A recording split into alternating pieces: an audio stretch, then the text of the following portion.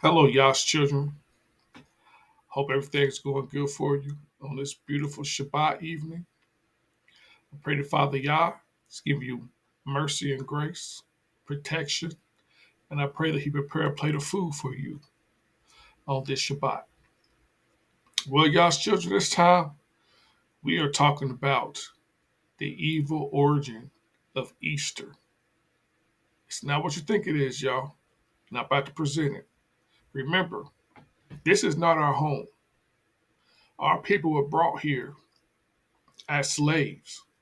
Our ways, our cultures, and our holidays, it was beat out of us. Excuse me. Our names was taken from us. They gave us these European names.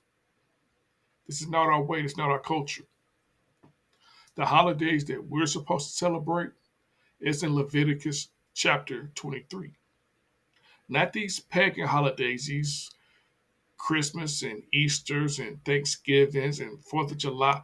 All those holidays have a pagan origin.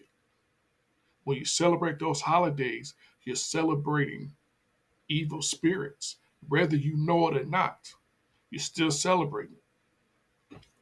And I'm about to bring y'all some information about that. So, everybody, I hope y'all get something out of this. This is the evil, wicked origins of Easter. History of Easter.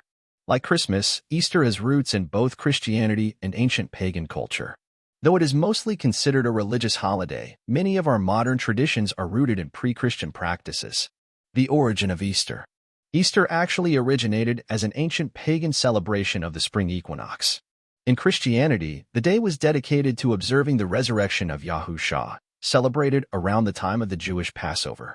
However, as the gospel of Yahushua spread, early Christians who did not participate in Jewish customs eventually merged their ceremonies with the pagan spring festival, recognizing Easter as Resurrection Day. Modern Easter traditions. Today's Easter traditions come from a blend of Christian themes and ancient pagan celebrations. Easter decorations such as eggs, bunnies, and sweets are all pre-Christian spring symbols. Easter eggs. One of the most recognizable symbols associated with Easter is the Easter egg. This symbol goes back to the ancient Babylonians.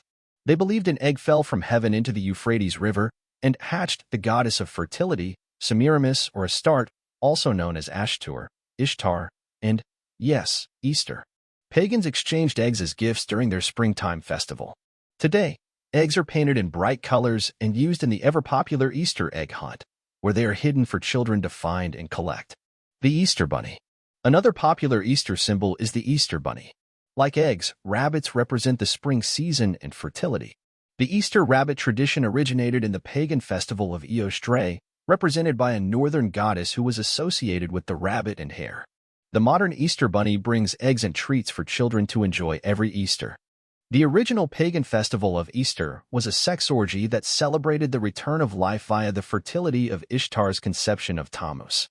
Worshippers of the Babylonian religion celebrated the conception of Tammuz on the first Sunday after the full moon that followed the spring equinox. Understand that this woman, who is worshipped as a human sacrifice and other occult practices. Nimrod's mother/wife was Semiramis. This name has fallen out of history. We know of Nimrod because he is spoken of many times in scripture, particularly in the book of Jasher. But Semiramis is not. So if this name loses you, understand that this woman, who is worshipped as a goddess, is known by many other names. In Egypt, she is worshipped as Isis.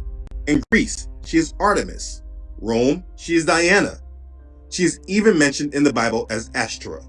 Send and gather all Israel to me on Mount Carmel, the 450 prophets of Baal and the 400 prophets of Asherah who eat at Jezebel's table.